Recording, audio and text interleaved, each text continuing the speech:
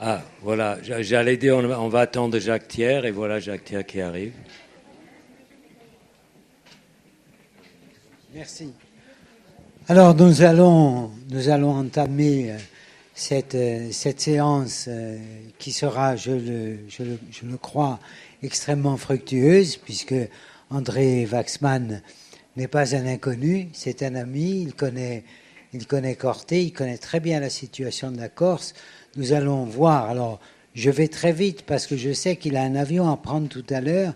Je voudrais donc que nous ménagions malgré tout une plage pour une discussion, parce que vous allez voir combien cette projection prépare une réflexion à moyen et à long terme, puisque notre projet est de vous présenter 3 séances. Celle-ci est la première, les 2 autres interviendront au cours de l'année, à une période que nous allons peut-être cibler en fonction de l'actualité régionale. Quand je parle d'actualité régionale, vous savez bien que je fais allusion à la question de la langue telle qu'elle se pose actuellement dans la société insulaire, indépendamment de son aspect extrêmement général, universel. Bon, il y a une actualité corse de la question linguistique à laquelle nous entendons coller.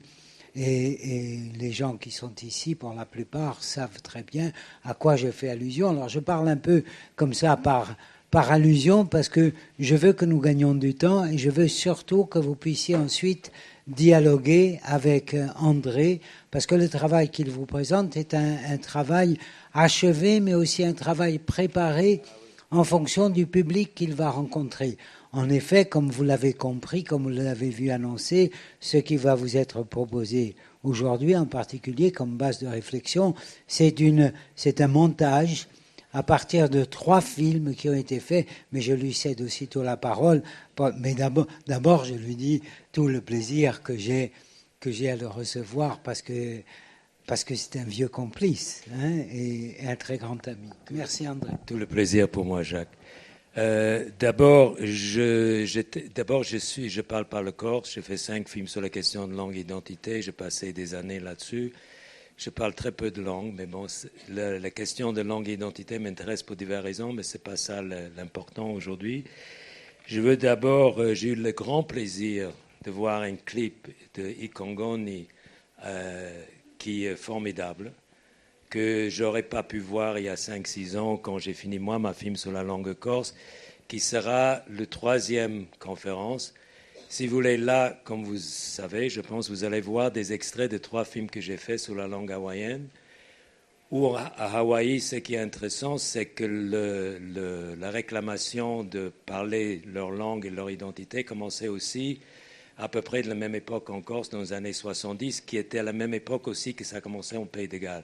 Alors ça a peut-être quelque chose à voir avec mai 68 ou quelque chose qui était dans l'air, j'en sais rien, mais c'est juste une petite remarque. Ce qui est important à savoir, c'est qu'en Europe, et François Alphonse qui a fait, je pense que vous êtes tous au courant, d'ailleurs, si vous n'avez pas lu la proposition de la loi, de la loi qu'ils ont proposée, que François a proposé en Europe, il faut absolument le télécharger de l'Europe sur l'Internet. C'est vraiment un début de quelque chose peut-être très important. Enfin, peut-être la France va agir. Je dis peut-être parce que sur les 26 personnes qui ont voté contre la proposition, 13 étaient français, c'est-à-dire 50% de votants contre, et la France représente que 10% le Parlement européen. Oui, pardon. Oui. Oui, non, mais ça, bon. Oui, non, mais ça, c'est pas il n'y a pas question, je ne suis pas là pour polémiquer, je suis là pour vous présenter un travail qui est important parce que ça arrive à un moment important, qui est important parce qu'il y a 120 langues qui sont listées par l'UNESCO comme des langues en danger, dont la langue corse. Et ce n'est pas seulement en Corse ni en Europe. Il y a, par exemple, en Inde, un quart des langues parlées en Inde sont en danger. Donc il y a un vrai grand problème des langues qui sont en danger. Est-ce qu'il faut les garder ou pas garder? Ça, c'est notre discussion. Ça, c'est notre discussion. Pour moi, en France, il y a un vrai problème. Il y a un vrai problème à cause de cette idée qu'on a forgé la nation française grâce à la langue française. Bon, je dis, dépassons cela et pensons uniquement économie. Si vous parlez corse, c'est facile à apprendre l'italien. Si vous parlez corse et italien, c'est facile à apprendre l'espagnol. Si vous parlez ces trois-là, c'est facile à apprendre le portugais. Et si vous parlez ces quatre-là, l'anglais, vous l'apprenez au cinéma. Et ce qui est important aujourd'hui économiquement, c'est quoi? C'est parler beaucoup de langues différentes. Le président de MEDEF allemand a dit, je l'ai entendu à la radio par hasard, chez nous en Allemagne, on a beaucoup de gens, beaucoup de chefs d'entreprise qui parlent français, vous en France, zéro. Et pourtant, nous avons un terroir naturel de la langue allemande qui est l'Alsace. Et la France fait tout pour contrarier les gens et les terroirs naturels des langues. Bon, c'est une erreur économique en dehors de toutes les autres erreurs identitaires, etc. Donc ça, je n'ai pas besoin de vous expliquer. Mais c'est une erreur économique. C'est que les choix que j'ai faits donc, de 3 heures de film, à peu près 50 minutes, c'est de vous montrer des exemples à la fois des choses qui sont faites dans d'autres pays, notamment au Pays de Galles, le problème de langue de pain, parce qu'au Pays de Galles, c'était très simple. La langue était en perdition. Ils ont fait la co-officialité après qu'un poète gallois a dit, qui était le grand poète gallois, qui a dit soit Madame Thatcher, vous faites ce que les Labour avaient promis, soit je fais une grève de la faim jusqu'à la mort. Et on savait qu'il était prêt à le faire. Et c'est comme ça qu'ils ont eu leur loi sur la co-officialité. Ce n'est pas pour vous donner d'idée de faire des grèves de la faim jusqu'à la mort. Hein. Mais ce qui est important, c'est qu'aujourd'hui, au Pays de Galles, si vous voulez travailler dans l'administration, il faut parler les 2 langues. Ce qui fait qu'à Cardiff, où il y avait 10% de locataires, il y a de plus en plus de locataires de la langue galloise, parce que c'est devenu la langue de pain. Voilà, c'est pas compliqué. Si vous voulez travailler, vous n'êtes pas obligé de travailler dans l'administration, vous pouvez travailler dans le privé en anglais. Si vous voulez travailler dans l'administration, vous devez parler les 2 langues. Voilà. Donc, ce que j'aimerais que vous fassiez, c'est que vous notez les choses intéressantes pour vous dans ce que vous allez voir, parce que c'est dans cette optique qu'ils ont été choisis. Il y a 3 cas, comme je dis, très différents. Dans un cas, Malte, où il y a le bilinguisme depuis des siècles. D'abord italien, maltais qui est une langue sémitique, qui est donc l'arabe écrit en latin, en gros. Et maintenant, c'est anglais maltais. Et il y a quand même des problèmes. Tout le monde parle les 2 langues, mais ce n'est pas aussi simple que ça. Donc, il y a les embûches sur toute la longueur de la chose. Vous allez voir, si vous venez pour la prochaine conférence, sur la Réunion, où vraiment 95% du pays est bilingue créole-français, et où les créolophones disent « ce n'est pas la peine d'apprendre le créole à l'école ». Et la question est alors, c'est pourquoi? Parce que tout le monde parle créole. Alors pourquoi on apprend le français à l'école? Tout le monde parle français. Bon. Donc, après, vous allez voir, j'espère, le film que j'ai fait il y a quelques années sur la langue corse, qui est un état de lieu un peu de la langue corse dans tout le pays. Vous allez voir, vous allez me dire, j'espère, ce qui a changé depuis. Voilà. J'espère en positif. Je pense qu'il y a eu beaucoup de choses positives depuis. Le film avait été largement distribué par la CTC, donc est-ce qu'il a contribué? J'en sais rien. Pour moi, il m'a permis de voir un peu comment cette langue que je côtoie depuis très longtemps, mais que je ne parle pas, ou que je parle que quelques mots, comme toutes les autres langues, sauf l'anglais dans le film. Moi, j'adore le son des langues, la musique des langues, les mots. Ça, c'est mon petit côté à moi. Donc, je vais arrêter de parler. On va lancer le film, et il y a juste un moment donné où je vais expliquer un truc dans le film parce qu'il n'y avait pas d'autre moyen de le faire. Et voilà. Et après, on parlera comme vous voulez.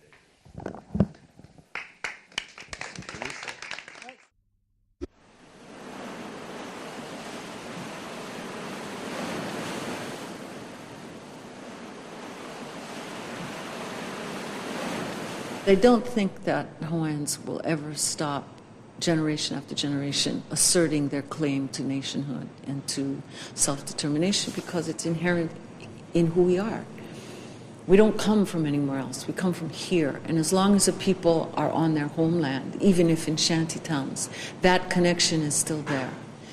And that is something tourists don't have, that Americans don't have, that Asian immigrants don't have. We are the only people of the land. And as long as that's true, and of course the language revival will help remind our next generations of that, then there's always the hope that there'll be a constant reassertion of self-determination and self-government.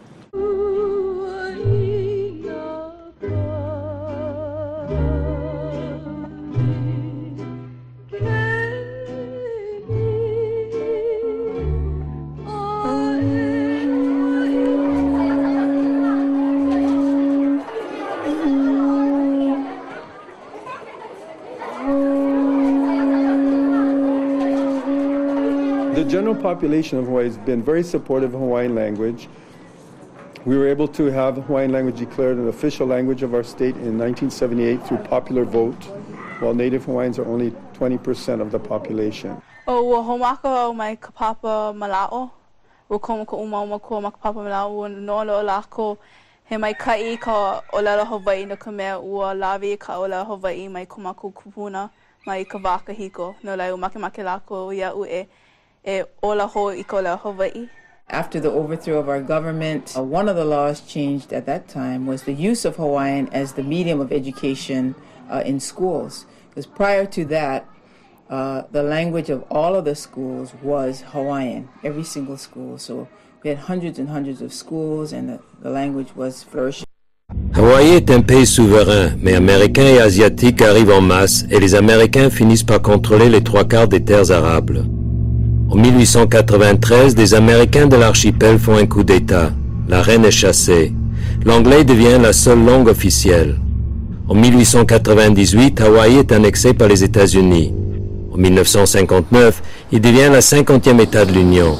20 ans plus tard, après un long combat, l'hawaïen devient de nouveau la langue officielle de l'État, à égalité, en théorie au moins, avec l'anglais.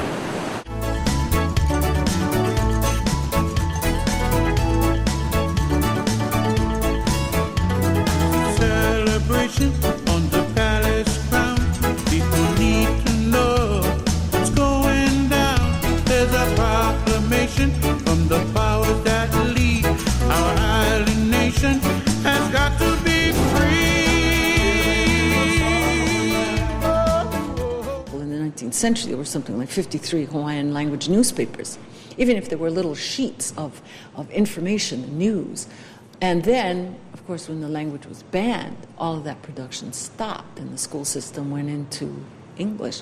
And the Hawaiian population continued to decline. Il y a une trentaine d'années, des groupes d'enseignants créent des associations pour faire revivre la langue. L'école Navihi o Kaneopu est née. D'autres suivront. Dans ces écoles dites d'immersion, la langue hawaïenne est enseignée en première langue dès la maternelle. Souvent, les parents des élèves ne parlent que l'anglais, tellement l'acculturation du peuple hawaïen depuis l'annexation a été réussie. This is the laboratory school, and what we do is we try different ways of learning through our language and through our culture. Our language had gone to sleep for so very long that the decision to bring our language back into the school context was really the only way at that time to bring it back. We had to institutionalize the use of Hawaiian language. Kind of school like Navihi o Kaleni Opu'u really is the result of many, many years of perseverance and vision and hard work on the part of many to believe that we can actually bring our language back to life. Before the 1980s, we had Hawaiian language in the university. It was taught much like most foreign languages are taught. Second language, you take a course, get your credit, and that's the end of that. So in 1983, we established the Punana Leo organization, Hawaiian Language Corporation. As a mission, had the saying, Eola ka'olelo Hawaii, let the Hawaiian language live. My name is Dr. William H. Wilson, and I was born here in Hawaii on the island of Oahu. However, my parents came to Hawaii from Kansas during World War II. I made it my hobby to learn the Hawaiian language. And I ended up marrying a Hawaiian woman who's a principal here at the school. And we decided to raise our children speaking the Hawaiian language. We were the first family to do that outside of this one really isolated community. We began about 20 years ago to start this type of education, and through this we've increased the number of people to, I would say, just students going to these schools, we have about 2,000 in all, from preschool through high school. There are kind of two minds about the schools. On one hand, people are very proud to see that the Hawaiian language is being revitalized.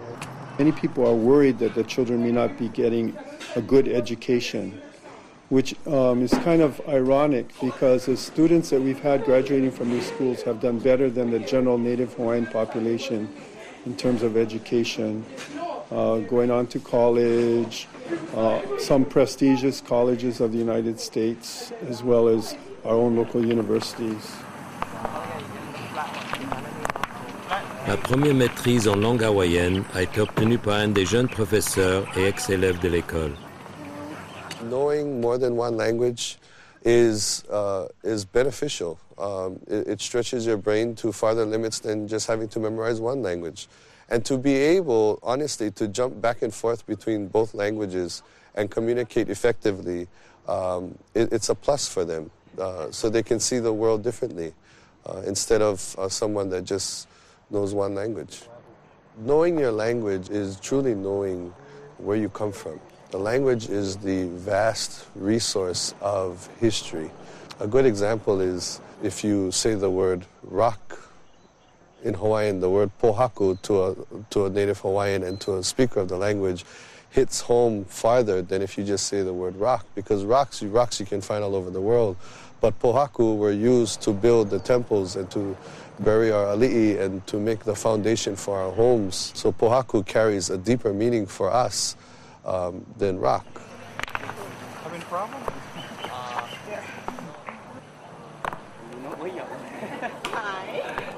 Regarding bilingualism, many people thought that when we taught Hawaiian language that students would not know English, but instead they've actually done better on their English examinations than the general population of students here in Hawaii. By providing the Hawaiian language, we give them an opportunity to express their identity through their traditional language and still learn English as a very fluent second language. Although English is their first language, it's kind of strange. They're used to speaking that at home or from the television. They end up making better grades than the other students who have had English since kindergarten. A fighter and a bomber collided. Subjects: Okoapau. General Grant, General Lee. Verb: Fence. Leo nui ka pono e hiki mai I ko mau pepeau. The general and the officers surrendered. Mahalo.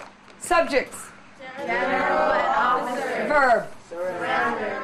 Pohaike Aloha n'est pas d'origine hawaïenne, mais elle est prof et animatrice de radio en langue hawaïenne. Magamake oe haika mea hanika. He elua kahalo ko kahimea. The koe hanaka diagram a meka okona lelo. We're in the United States here. A little while ago, we saw you teaching an English class, and you were teaching it in Hawaiian. Can you tell us something about that? Well, in the Hawaiian Immersion program, from the very beginning, we introduced English as a subject in the 5th grade. So 50 minutes a day, 1 hour a day. There are two philosophies of teaching English. One is that you teach it like if you were to go to college and take a French or Hawaiian class, where the students would come in and immediately they would speak only French. Immediately they would speak only Hawaiian. That would be the language of communication in the classroom. English was a little different because they came from the home speaking English. It was more fine-tuning it, structuring it, modeling good English. I wanted to be on the cutting edge of education and not do what anyone else did. Why hire me to do that if I'm bilingual? You could just hire someone who spoke English. So I determined that there were certain things in teaching English that I would not translate. And they would have to do all their written work in English and all their speeches in English, but the communication that went on between us, the communication of the classroom would be Hawaiian. And I've always taught that way. If they're studying social studies or science in Hawaiian, how do they cope with different exams or entrance exams to universities? Well, the great thing is all of our seniors last year, I think there were 12 graduating seniors, all but 2 are in college. And several have gone to mainland colleges and had no problem with the entrance exams. It's clear to them, the concepts, what we're trying to get across. Teaching it in Hawaiian is clear enough, and they're able to then internally translate it to and recall it when they need to. In English. In English. Là, ça m'a posé un grand problème. C'est le premier film que j'ai fait sur le sujet, bien que je l'avais étudié pendant longtemps. Et si vous voulez, ma langue plus ou moins maternelle, c'est l'anglais, donc j'étais éduqué en anglais. Et je dis, mais comment ils font? Ils apprennent tous les sujets en hawaïen, la science, l'anglais même, bon, les mathématiques, etc. Comment ils font pour faire leurs examens qui sont uniquement en anglais? Et j'ai mis 2 ans à comprendre. J'ai dit, bon, 2 fois 2, ça fait 4. Mais je n'ai pas appris en français, j'ai appris en anglais. Donc, toutes les connaissances qu'on apprend dans n'importe quelle langue sont traduites automatiquement dans la langue dans laquelle on est en train de travailler. Mais j'ai mis 2 ans à le comprendre et grâce à cette femme et les questions que je lui ai posées, j'ai compris que le bilinguisme ne pose vraiment aucun problème, même le trilinguisme et le quadrilinguisme, tout ce que vous voulez, parce qu'il y a une traduction, une fois qu'on parle les langues, évidemment, couramment, c'est évident. Il n'y a aucun problème de traduction automatique. C'est très important parce que en France, dans ce pays, on avait peur, y compris en Corse, pour l'histoire de langue de pain, que si on parlait aux enfants en Corse, ils allaient avoir un problème pour parler le français. Or, c'est exactement le contraire.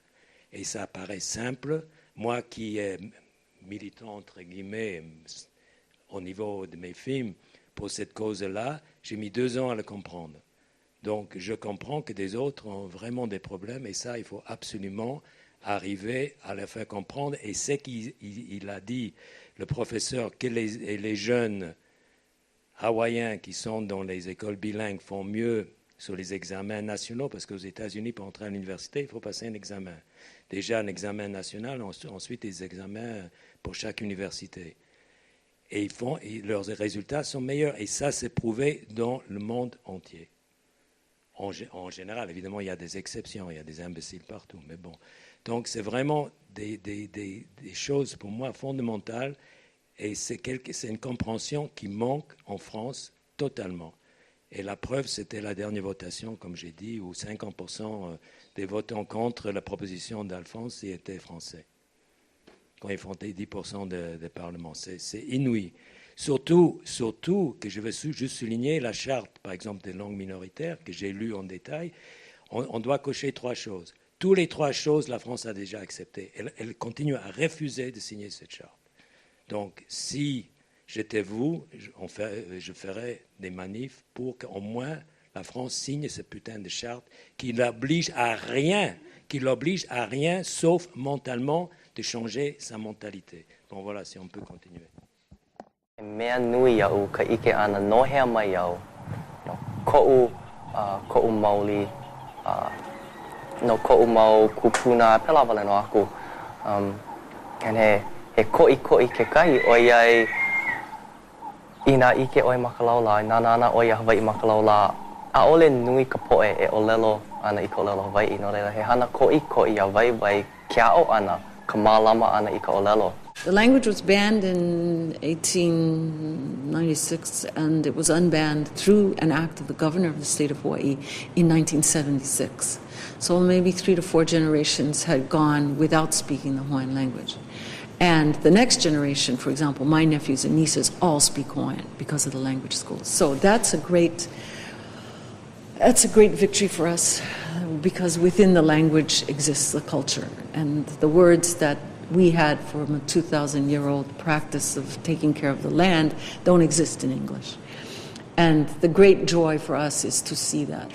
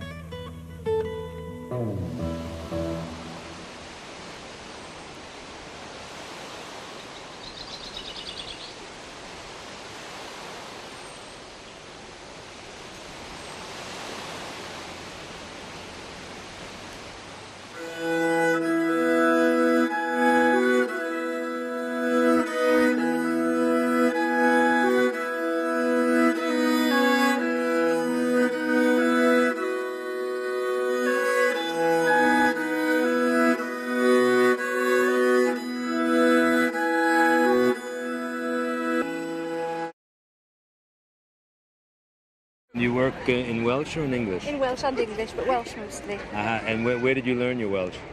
Well, I started learning it here, but then I moved to North Wales. So I speak with a North Walian accent, although my father originally is from around here, and I was brought up in England. You were brought up in England, but did your parents speak to you in Welsh? No. And so what motivated you to start learning Welsh? Well, just by chance, I moved back down to live in South Wales, and I went to college here and started working in theatre. And just realised that people spoke Welsh for the first time, because when you're brought up in England, you don't realise these things. Nobody explains to you about the Welsh language. So I'd heard my father singing songs in Welsh when I was a baby. And then, so I just started a course here and started learning. Now I speak fluently. You know why your father didn't speak to you in Welsh, or why your parents didn't speak to you in Welsh? Yes. Well, it was difficult for my father. When he was 9, up until the age of 9, he spoke no English. He spoke only Welsh.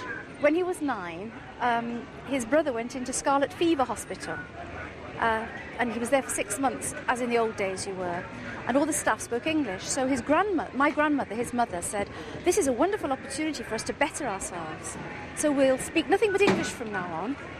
So the whole family just dropped Welsh and spoke English. And he forgot his Welsh, but he kept it alive in me, really, by singing songs and so on. And now my children go to Welsh school in Llanelli. So although I speak North Walian Welsh, which is completely different from what my father spoke, my children now speak the same Welsh as my father spoke. So it's just worked out magically. It's great. It's been transmitted. Yes. Dwi'n mynd i roi classes anodd I bel rwan iawn. So ella bod ti'n mynd yn isel. Ella bod ti'n uchel. Whoa! Neu ychydig i'r ochr. Fel bod o'n gorau symud I ddal y bel. Iawn? Co'n gwybod be'n neud? Peidiwch di'r agorad. Peidiwch di'r draws o'ch gilydd. Go! Iawn. Thomas. Adolf, Matrin. Organone Bazonik. Une langue est en danger quand il y a des problèmes avec la transmission intergénérationnelle, quand les parents ont des problèmes à transmettre la langue à leurs enfants.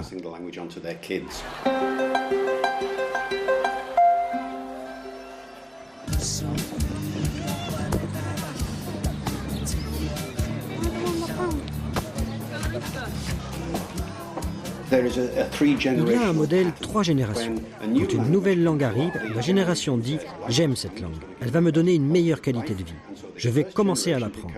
Donc, cette première génération ne devient pas bilingue, mais a des notions dans la nouvelle langue. Puis, ils ont des enfants et ils se disent « nos enfants doivent avoir une meilleure qualité de vie que la nôtre. On veut qu'ils apprennent cette nouvelle langue ».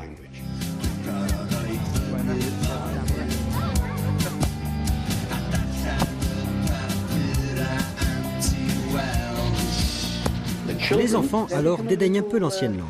Ils sont un peu gênés par la langue héréditaire. Donc la deuxième génération ne parle plus couramment leur langue héréditaire, mais ils sont très à l'aise avec la nouvelle. Puis, ils ont des enfants, et leurs enfants oublient complètement l'ancienne langue, parce que leurs parents ne leur ont pas apprise.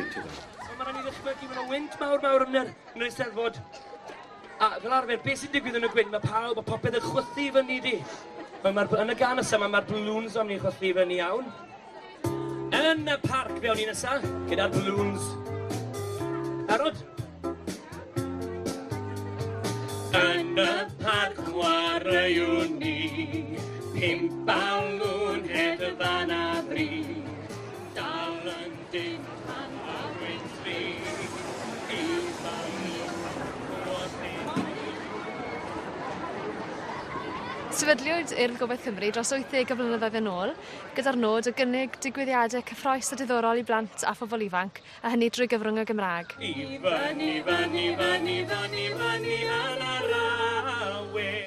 Mae yna erbyn hyn 100,000 o aelodau ganddo ni, a mae yna 15,000 ohonyn nhw yn dod i'r Eisteddfod hon. Mae'r Eisteddfod yn un o'r pethau ni'n ei cynnig i blant a phobl ifanc, lle maen nhw'n cael cyfle i berfformio ac i gystadlu ac i ddatblygu doniau creadigol drwy gyfrwng yr urdd. Mae'n siŵr mae'r Eisteddfod yn ei broi fod hi'n bendant yn iaith fyw iawn, ond mae yna newidiadau demograffig yn y nifer o bobl sydd yn siarad yr iaith, ac mae yna fwy o sialens i ni sicrhau bod yr amodau cywir i blant a phobl ifanc gael y cyfleoedd i fyw i bywyd trwy gyfrwng y Gymraeg. Dyw hynny ddim mor hawdd heddi ag oedd hi 30 i 40 mlynedd yn ôl. Mae yna fwy a mwy o blant a phobl ifanc yn derbyn addysg trwy gyfrwng y Gymraeg, ond yn aml iawn dyn nhw ddim yn cael y Gymraeg fel eu iaith cartre nhw, ac felly mae hwnna'n rhan o rôl yr urdd yw i gynnig gweithgareddau iddyn nhw, lle gallen nhw ddefnyddio eu Cymraeg nhw tu allan i'r ysgol.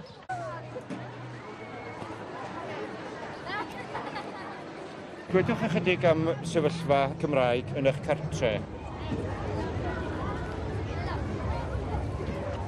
Ydych tad eich mam chi yn siarad Cymraeg? Mae fy nhad yn siarad Cymraeg, oedd arfer mynd i ysgol Cymraeg, a mae fy mam yn dysgu. A mae gen i brawd sy'n mynd i ysgol Gymraeg, ysgol gynradd hefyd.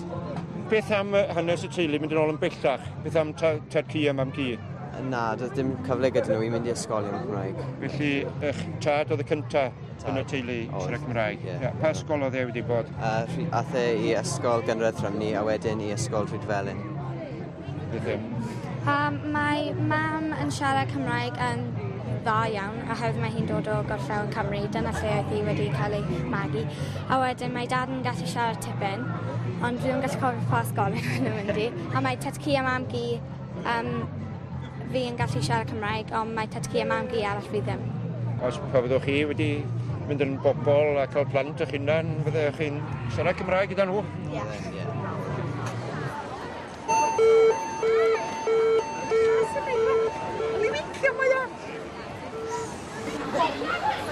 Mae'n symud rwan i weld rhywun arall.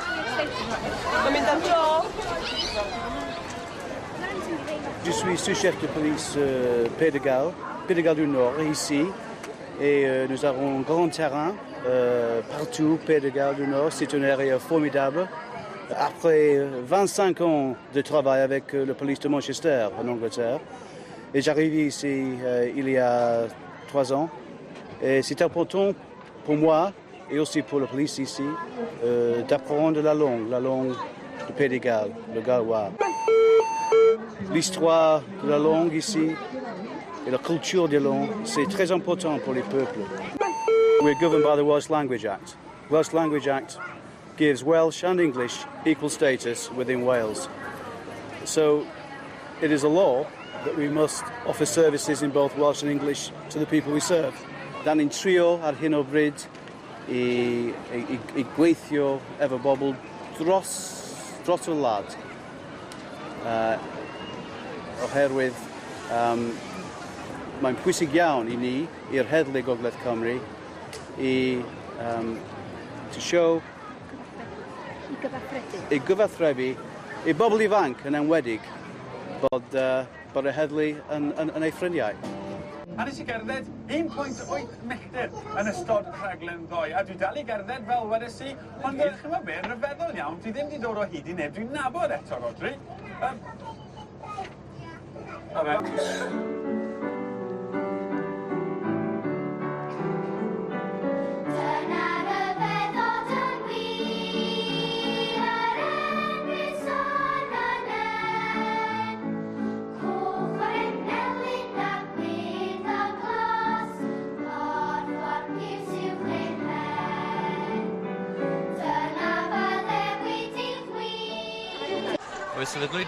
La fonction du Conseil de la langue galloise, d'après la loi sur la langue de 1993, est double.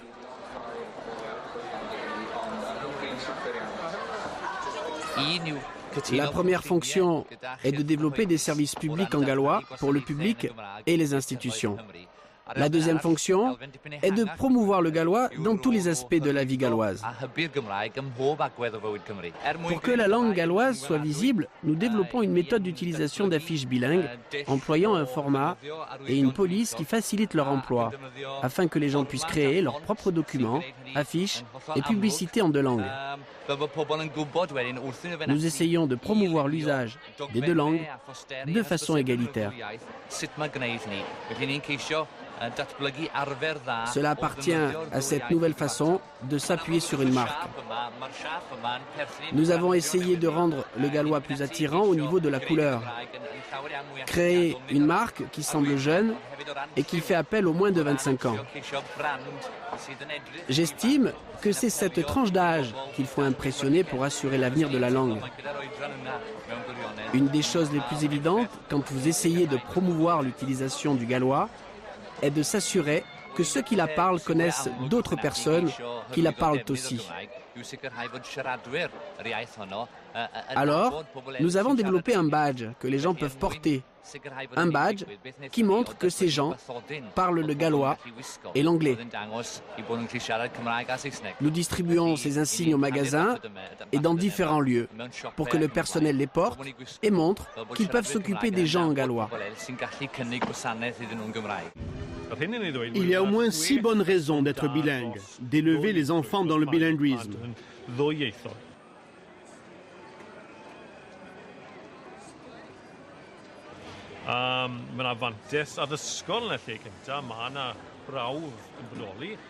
En premier lieu, il y a un intérêt éducatif. Il a été prouvé que la pratique de 2 ou plusieurs langues favorise le développement intellectuel. C'est donc un atout dans la scolarité des enfants.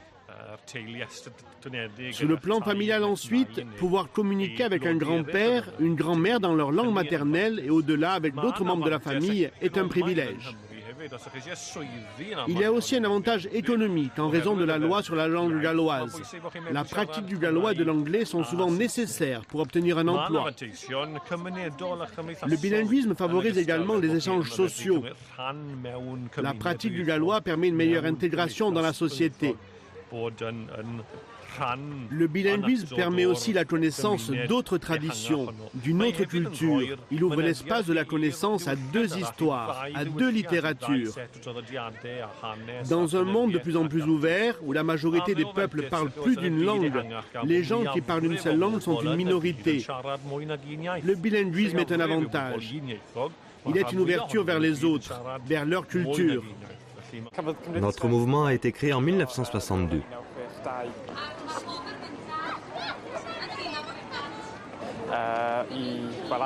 Il était une réponse à la situation de la langue galloise et le mouvement a fait une campagne pour l'améliorer.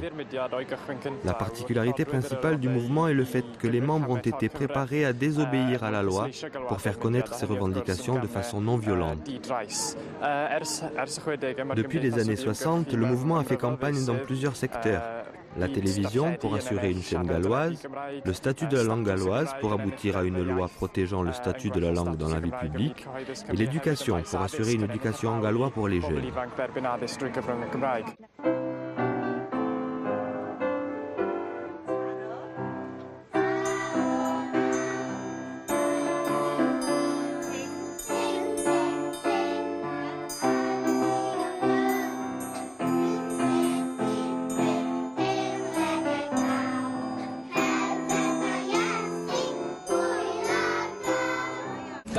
Ko gweithio o naw tan bump sgyn chi ddim hyn am barchu gorau i chelges eich gobeithio'n feich dyfod o siŵr Dach chi'n deudol i neu pob beth maen nhw'n deud Yes sir, no sir, sgyn chi ddim gwir fod yn gwasach iddyn nhw Gantes i hames demes di after tiw fel ein tadau o blaen ac o blaen Fel ein tad o blaen ac o blaen ia Digon hapus mynd i'n tafarn ar y stryd Maen nhw'n piso dywed blac calad lawr Aujourd'hui, 12 000 enfants passent nos portes chaque année.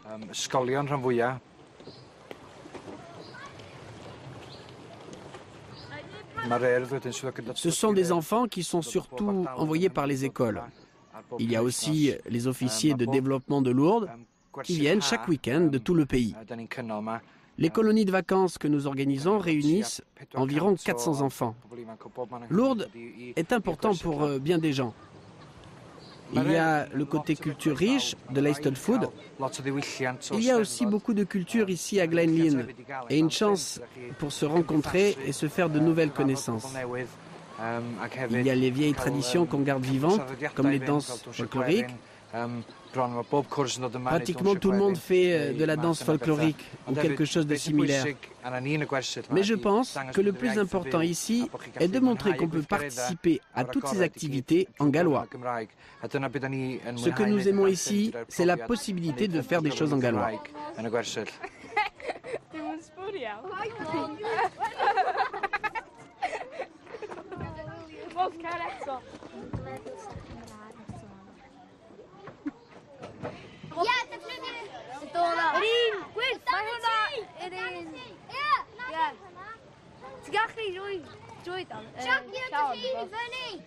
Fenw i'w holi a roedd yn 10 oed.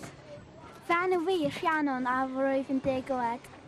Fenw i'w eleni dydw dwi'n 10 oed. Where did you learn to speak Welsh? At home or you learned in school? Or Ysgol. What about you? Yn yr ysgol. And do your parents speak Welsh to you at home? Dim mam sy'n siarad yn Cymraeg. And do you speak Welsh with your friends? Yn dan. And when do you speak English? Adref. Adref is what? Home. At home. But with whom? Dad. He's not a Welsh speaker? No. And has he tried to learn Welsh? Once, but he didn't really like it, so... And what about when you watch television? What do you watch? English programs. And what about you? S4C. And which programs do you like on S4C? Drunk and Jones and Welcome.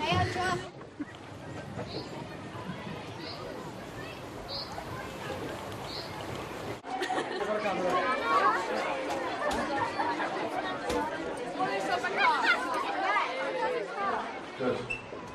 Camdoen, Steph. Croes ni os I dechrau. Top chwith. 35 badge chwith. Perygyn. Jos. Yn I gallu symleiddio. Saith Llos I Pedwar. Saith Llos I Pedwar, good boy. Yw? 28. Pwy sy'n gallu gweud wrthai beth yw ystyr y gair arbennig yna ar y teitl? A beth yn union yw photosynthesis? Ie. Ffordd I planhigion wneud bwyd. Da iawn yma chi, ffordd I blanhigion I wneud fwyd. Neb I edrych ar yr haul o gwbl ac os mae'n llawer I gryf.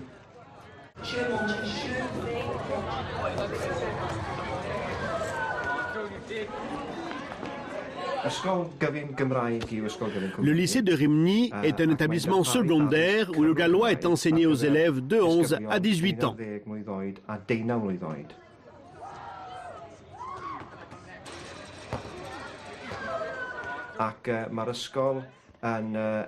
Il y a environ 11 autres écoles semblables au sud du pays de Galles et quelques 2000 élèves suivent un cursus par immersion, c'est-à-dire où toutes les matières sont entièrement enseignées en gallois. Depuis 20 ans, ce lycée s'est agrandi et cela continue. Parce que même s'ils ne viennent pas eux-mêmes d'un environnement gallois, les parents ont voulu que leurs enfants reçoivent un enseignement en gallois. Ils voient l'importance de la langue dans le sens de leur indépendance, pour leur tradition et aussi les chances de réussite qu'elle offre aux enfants. Donc, c'est important pour les parents comme pour les enfants. Une des raisons pour lesquelles les parents tiennent à ce que leurs enfants reçoivent une éducation dans cette école est que les élèves y obtiennent de meilleurs résultats qu'ailleurs. Nous croyons que la raison principale est qu'ils doivent manipuler 2 langues. Cela leur fait une gymnastique mentale qui enrichit aussi leurs esprits et leur personnalité. Le résultat est que les enfants réussissent en grande partie grâce à leur éducation bilingue. Ar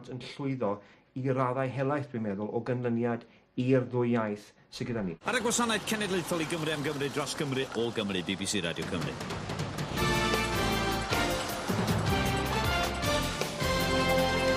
Rhian Haf y Bwltyn 10 o'r gloch ar Radio Cymru. Ar ôl canlyniadau siomedig yn yr etholiadau lleol, fe lwyddodd Llafur i ennill tir yn etholiad Ewrop. Eto, o'n i'n aml bod eich gwyneb chi'n deall, dwedwch hwnna. O'n i'n aml bod eich gwyneb chi'n deall. Pawb? O'n i'n aml bod eich gwyneb chi'n deall. Eto, o'n i'n byw yng Nghanolbarth Lloegr. O'n i'n byw yng Nghanolbarth Lloegr. Ie. O'n i'n byw yng nghanol Glasgow. O'n i'n byw yng nghanol Glasgow. Iawn. Wedyn, symud at y nesaf, be nath i chi benderfynu symud I le fel hyn, dwch? Nawr, ta beth yw dwch na? Ie, dwedwch. Ond beth fysa chi'n dweud yn Saesneg? Nous avons les volontaires qui entrent à la fin des classes pour parler aux élèves. O'n i'n meddwl mod i'n di'ch gweld chi o'r blaen. Pawb yn deall hynna? Dim problem. Ils parlent lentement et clairement et montrent de l'empathie vers les élèves dans leur effort d'apprendre la langue. Par ce programme, les élèves gagnent de la confiance et aussi ils font la connaissance des gens par la conversation en gallois.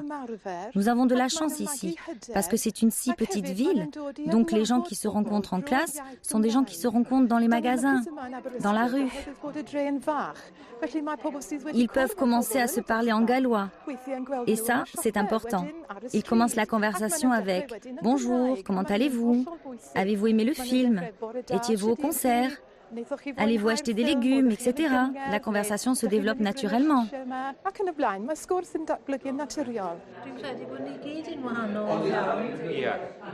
I'm just going to ask you a few questions in English because after 7 my Welsh gets a little weak. Do you know why your parents didn't speak to you in Welsh? Well, I think in South Wales, in particularly in South East Wales, I think a lot of people didn't think it was really worth the effort. I think there's more encouragement to get on in the world in a financial way and not to bother with learning Welsh. I remember in school I was encouraged to, it was better to learn French and German than to learn Welsh. Everybody speaks English. All Welsh-speaking people speak English. So why should I bother learning Welsh? Maybe when David's grandparents didn't transfer the language, then at that time people thought, well, it was either English or Welsh. But we've reached the stage where we realise we can have both. And that is an enrichment, really, in our lives. I think if the Welsh language goes, I think our badge of being Welsh and as being an identity apart will just wither away, particularly with the media expanding and the English language growing more and more dominant. I feel very strongly that if the Welsh language goes, our whole identity, badge of identity, will go. Thank you. English is an interesting language. I find English fascinating, but Welsh is a beautiful language when you get several words, for example, to describe a geographical feature like a bog or something, or an area of grassland. That's the sort of thing I find fascinating. And there's a magic to it, isn't there? There's a sort of feeling to it that comes across that you don't quite get in English. Bilingualism makes it easier to understand other languages. If you can learn 2, you can learn 3. It's now recognised that bringing a child up in 2 languages has a lot of advantages. Un principe très important est que le bilinguisme et multilinguisme sont des conditions humaines normales. 3/4 de la population mondiale est bilingue, la moitié de la population mondiale est trilingue. En Afrique, il est parfaitement normal de parler 4 ou 5 langues.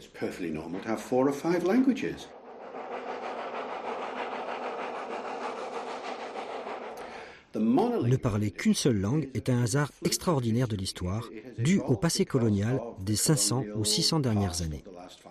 Suite au colonialisme, il y a beaucoup de parties du monde où la langue dominante a écrasé les langues minoritaires qui existaient dans la région.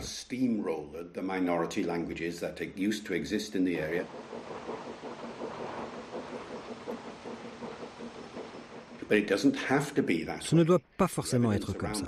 On a prouvé partout dans le monde que si l'on gère les choses correctement, dans un environnement linguistique ouvert, on peut avoir des langues minoritaires et des langues majoritaires qui vivent en harmonie.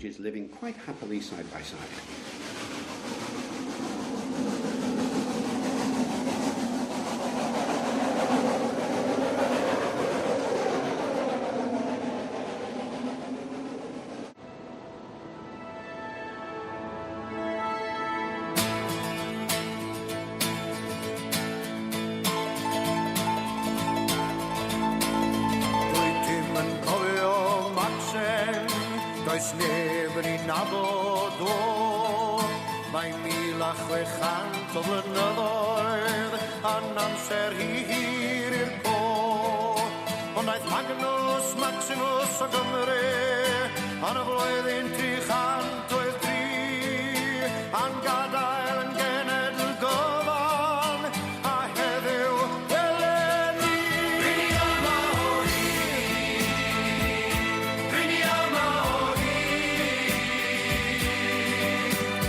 gweitha pawb a phopeth, gweitha pawb a phopeth, gweitha pawb a phopeth, rini yma o hyd, rini yma o hyd, gweitha pawb a phopeth, gweitha pawb a phopeth, gweitha pawb a phopeth, rini yma o Chofiwn ifanc sen wledig, gadael ein gwlad yn ein darn, ac roeddwn er bron y gwledydd, fan yma heddydd y farn, gweitha pob dig Sion Dafydd, gweitha henwagu ei chryw, byddwn yma heddiwedd amser, bydd yr iaith Gymraeg yn fyw. Rini yma o hyd, rini yma o hyd, gweitha pawb a phopeth, gweitha pawb a phopeth, gweitha pawb a phopeth, rini yma o I was born and brought up in London. My parents are from the Caribbean, from Jamaica. They were born in Jamaica, but they were raised in Britain. So I just grew up in England, and that's all I really know. People often think they see a person with brown skin and that they come from somewhere exotic and they have this kind of amazing history, and I'm a London girl. Nes i ddim dechrau siarad Cymraeg o ddifri cyn ces i cwrdd â fy ngŵr, Reinald. A pan symudais i lawr i Grymych, sylwys i taw arddod Gymraeg iawn o dde, a wna'n i'n meddwl, reit, mae'r rhaid fi wneud ymdrech i ddysgu Gymraeg. Yn enwedig pan ffeindes i mas, wna'n i'n disgwyl fy mab cynta Iolo.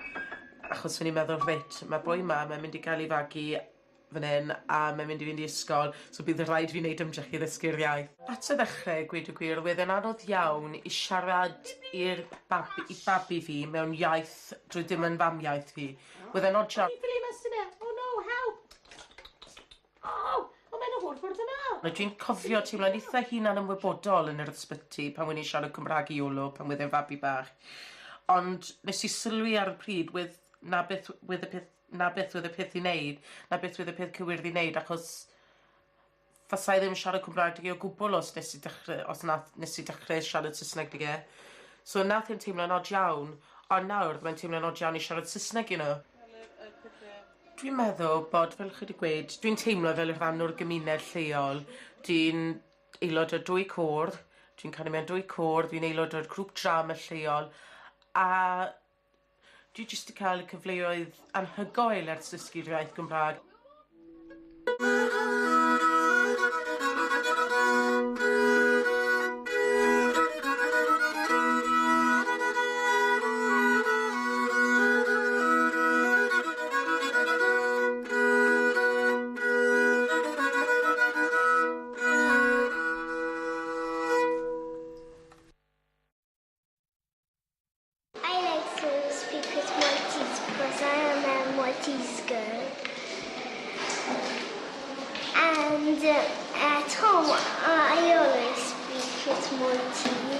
When I was young, we were a British colony, so it was English in school and Maltese at home.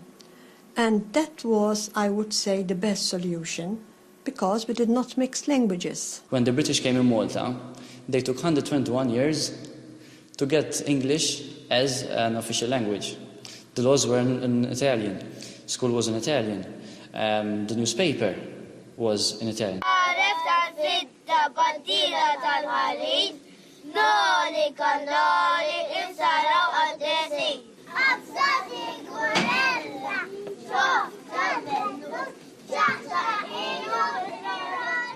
So this is Poppy and this is Sam, the two children. And they're looking for Curly the pig. Can you see where he might be hiding? What noise does the sheep make?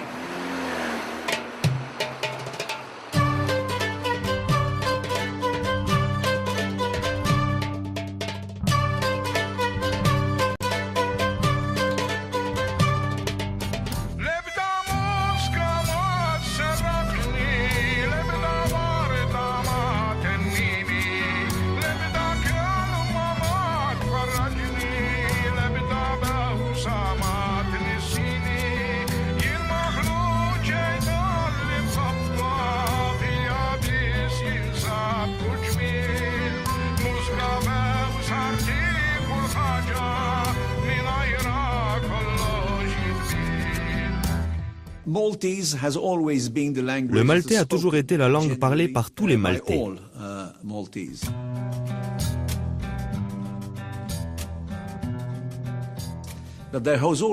Mais il y a toujours eu une autre langue qui était la langue de la culture. Nous avons eu une période où les documents étaient en latin. L'italien était la langue dominante de la culture jusqu'aux années 30. L'anglais est devenu important au XXe siècle. Il est intéressant que la période politique sous les Anglais ait été dominée par la question linguistique.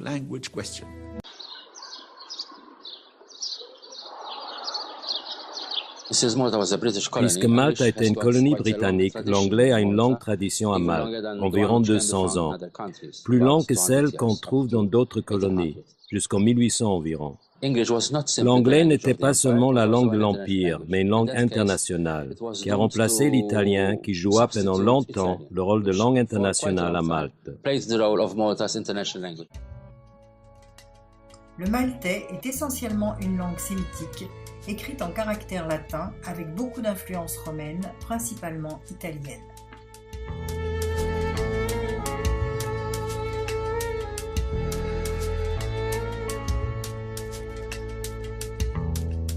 ħanaqraħ, rajt huwa il-vers tas-sitta, imma jużah ġo strofa twila u jibda hekk.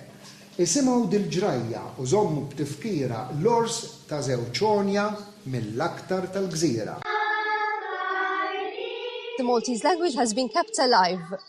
La langue maltaise a su rester vivante durant des siècles, alors que les Maltais étaient conquis et gouvernés par d'autres peuples.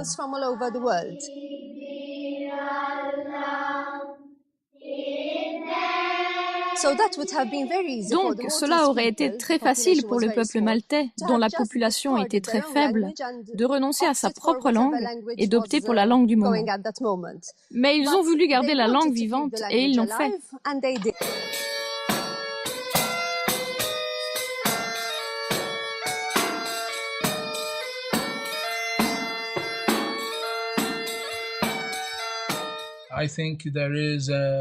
Je pense qu'il y a une richesse à connaître de langues, car une langue n'est pas seulement une question de vocabulaire. Une langue, c'est du sentiment, de l'émotion, une façon de penser, de l'expérience. Une langue donne des formes intelligibles à l'expérience.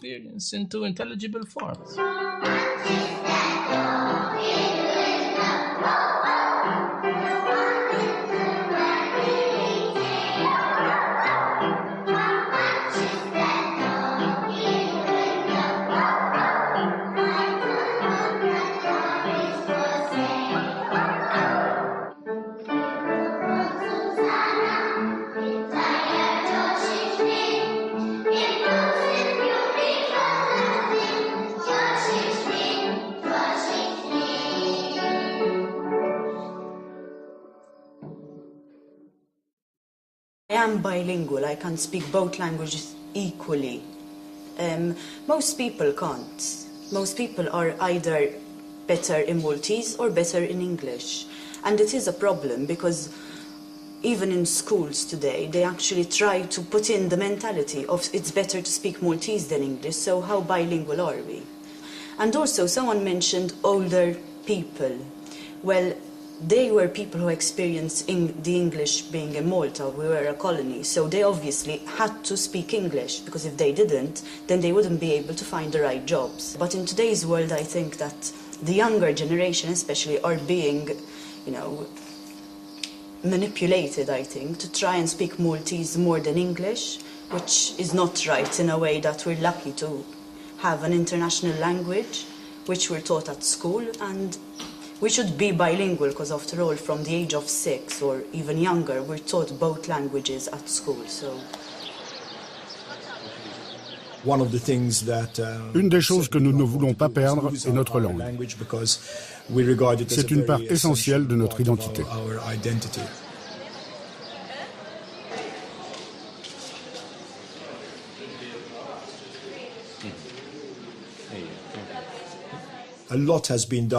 Bien des choses ont été faites ces dernières décennies pour renforcer la présence du maltais.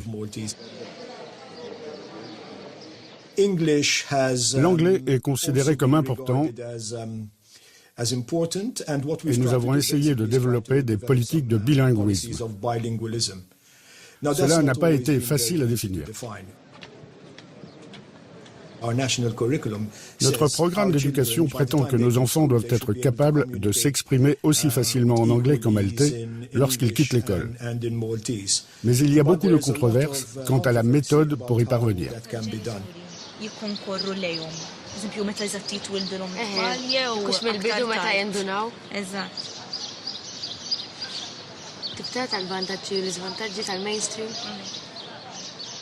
When you take notes in class, you take them in English or in Maltese? Usually in English, because most lectures are done in English.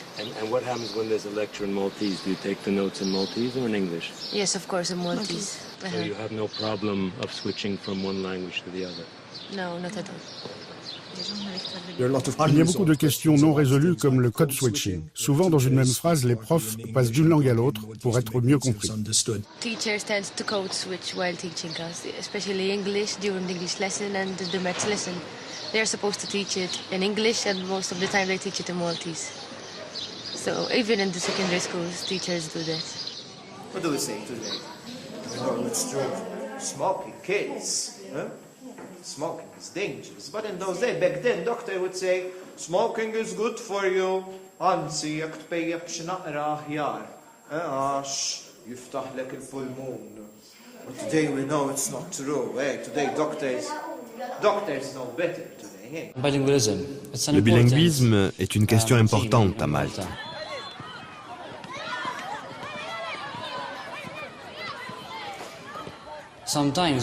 Quand on dit qu'une population est bilingue, on a tendance à trouver ça positif, car vous pouvez passer du maltais à l'anglais et vice-versa. So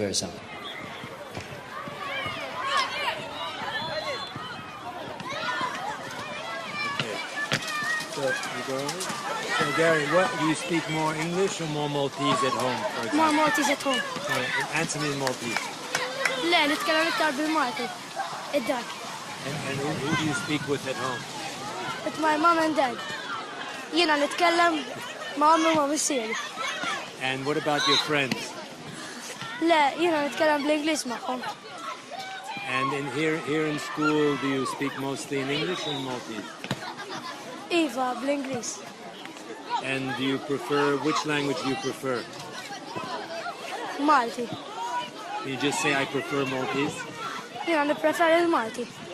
And why? Why is that? عشان عندي أكتر حبيب كوجيني من الفاميليا اللي يتكلموا بالمالتي. Le problème se présente tous les jours. Pourquoi? Les étudiants, les enfants, ont tendance à faire une partie d'une phrase en maltais et l'autre en anglais. À proprement parler, ce n'est pas une façon de parler.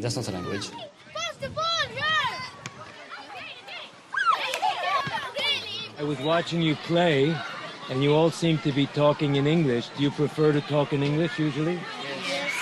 Who do you speak with Maltese with? Sometimes my mother. But not all the time? No, really. And with your father? No. Why is that? I don't know. I just prefer it. I don't really like the language. Why not? It's hard to speak. What do you speak with your friends usually? In English. In English? Only in English? Or? Yes, mostly in English. And when do you ever get a chance to speak Maltese? With my sister and my father. Uh-huh. And sort of every day, or? Yes, quite every day. But not with your mother? No. You know why? No. It's a bit funny that we live in Malta and we don't speak Maltese.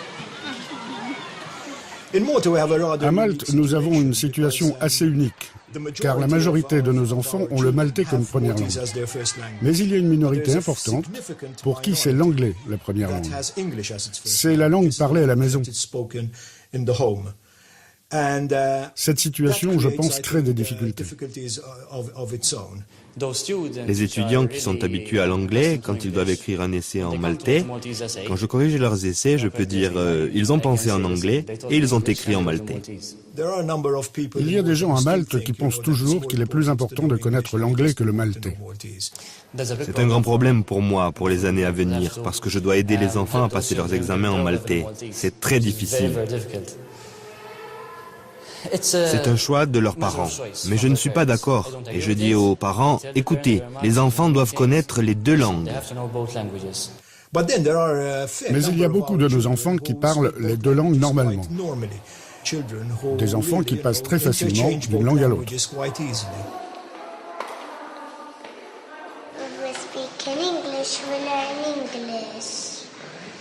And if you speak in Maltese? We learn Maltese. So which do you prefer to talk? English. And at home? Maltese and English. And when you watch TV? I don't speak when I watch TV. You prefer to speak Maltese? Why? Because in Maltese I learn a lot, and the next neighbor, which is near my house, learns in English, and I like to talk in Maltese. And can you tell me that in Maltese now? نحط نتكلم بالمالتي عشان تهدية يتكلم بالإنجليز allura نحط نتكلم بالمالتي. What is your name?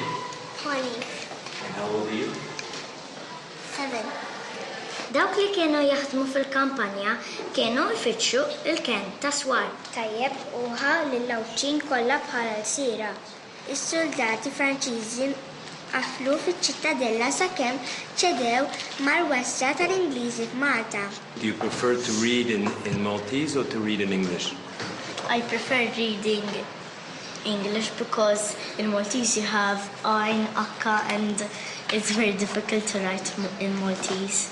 But do you know how to write in Maltese? But I have lots of spelling mistakes. I prefer to read in Maltese because it's my language, and I think that it's more easier since it's my language. Is it easier to write in Maltese or in English? They're both a little bit difficult sometimes. And when you watch television, what do you watch? English and Maltese.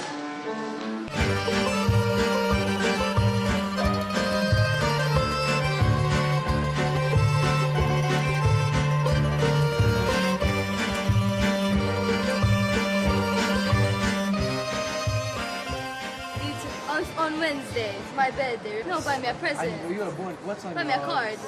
Ah, it's your birthday next Wednesday. He has to buy me There's a a card. party at Sabor, so come. I know.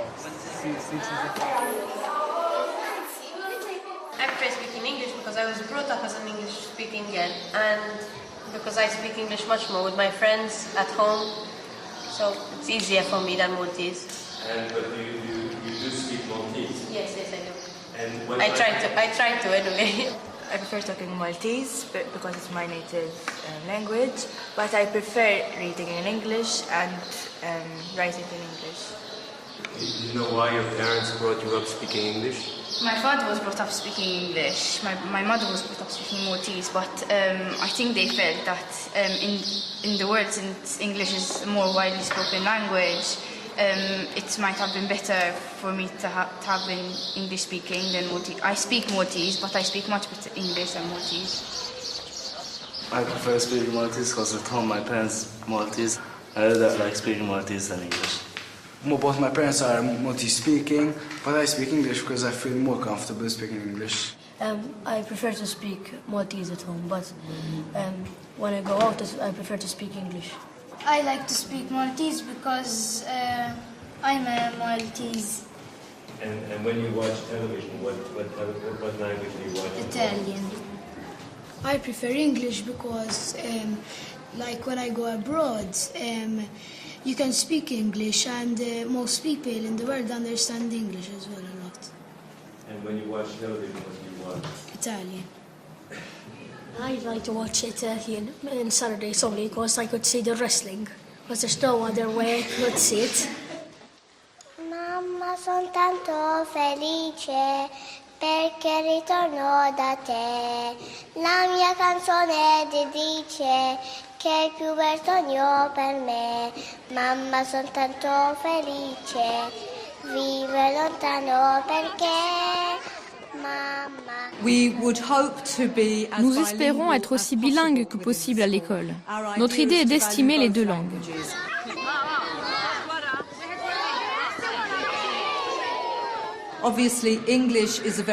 Évidemment, l'anglais est une langue internationale, mais nous vivons à Malte et nous avons de la chance d'avoir notre propre langue. Nous essayons donc de nous assurer que le maltais est estimé et employé autant que possible dans cette école. Il y a une différence entre les écoles d'État, les écoles d'église et les écoles privées.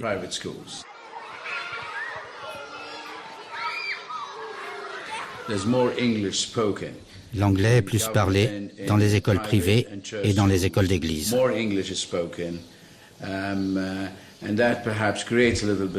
Cela crée peut-être un problème entre les enfants eux-mêmes. S'ils entendent quelqu'un parler anglais, ils disent « Oh, il va à l'école de l'église, il va à l'école privée ». On le considère un peu comme snob.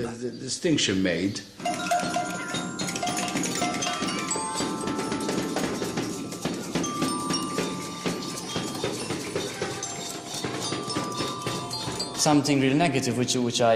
a quelque chose de vraiment négatif à Malte depuis ces dernières années. À une époque, c'était même une question politique. Ceux qui parlent le maltais sont considérés de classe sociale inférieure à ceux qui parlent l'anglais. C'est vraiment pas juste.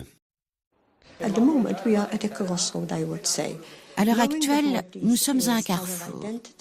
Le maltais est notre identité, mais l'anglais est notre passeport pour rencontrer les gens et aussi faire notre marque en Europe.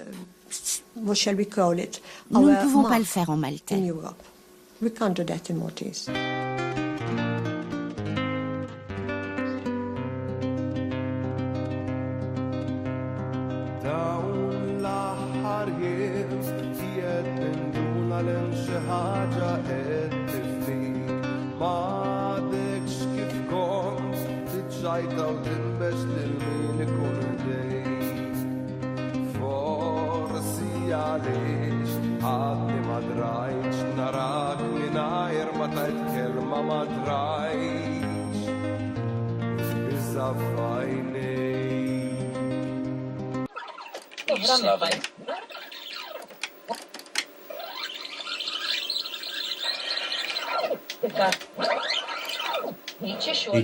En juillet 1993, nous avons commencé à publier Cool Hag.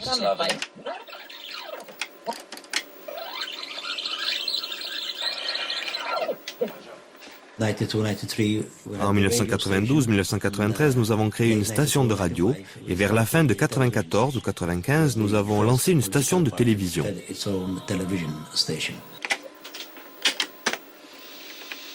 Après le résultat des élections de 96, gagné par le Parti travailliste, le Parti nationaliste a décidé d'avoir sa propre télévision.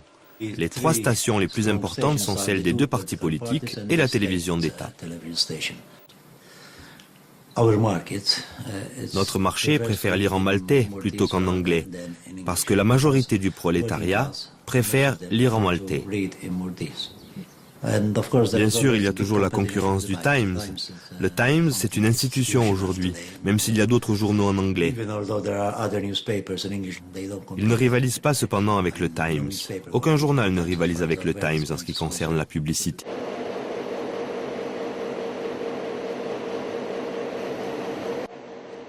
La presse de langue anglaise est plus crédible, a plus d'influence. Plus de gens préfèrent lire en anglais, particulièrement les jeunes. Je pense qu'ils veulent lire en anglais à cause d'Internet. Nous avons un problème que beaucoup appelleraient le Maltlish, qui est le maltais et l'anglais mélangé. Nous commençons une phrase en maltais et continuons en anglais, puis de nouveau en maltais. On ne devrait pas en être très fier. De plus en plus, les gens trouvent plus confortable de parler en anglais. Je pense que la langue maltaise ne mourra jamais. Nous sommes trop fiers, mais il y a du pain sur la planche.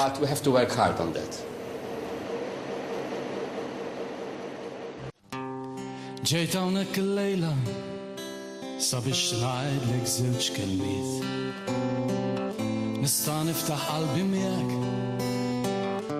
ما نكونش نكشف شي سكريت كان هونك كل وادنا لنكونو تعشو شي ما ينهلقت في الصخة والمات في الطيب والحزين وشالية ما تشكيكنا كل ما تحتيش يك نشخدها من مسيرة ما نفش يك قطع فليش وكم مشتيق نسيب الموت اللي بيه نتعفي من دار البيس اسمع نفتي تفسو شولي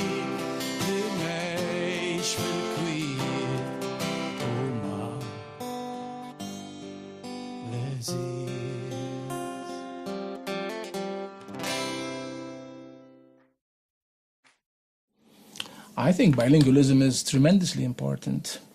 I believe that bilingualism should be obligatory for every member state of the European Union. If we want to have a European Union, that is to say a union not of states but of peoples, of regions, of islands also, island regions. Maltese has survived because it was spoken. In the case of Latin or Greek, they didn't survive although they are so rich and so important in terms of classics. Maltese having no classics at all and survived because it was spoken. So the future of such a small language depends on the younger generation.